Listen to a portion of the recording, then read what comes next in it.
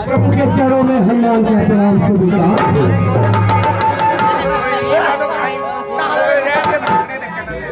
कहाँ लाए हो प्रभु? समाचार बड़ा दुखित है। माता ने कहा है कि अगर एक मास के अंदर प्रभु नहीं आएंगे तो मैं अपना प्राण त्याग दूंगा। इसलिए प्रभु जी अतिशीघ्र तैयारी करके माता सीता को लाने के लिए तैयारी बनाई जाए। हनुमान कहो प्रभु।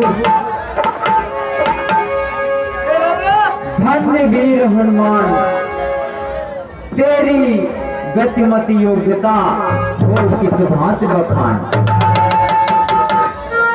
प्रभु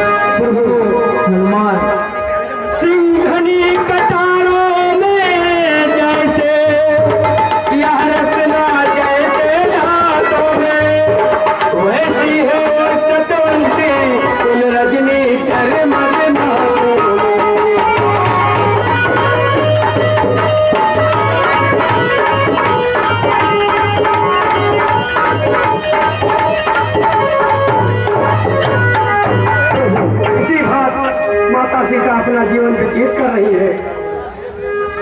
हनुमान कहे प्रभु तुम लंका से चलकर आए हो, इसलिए थोड़ा विश्राम कर लो।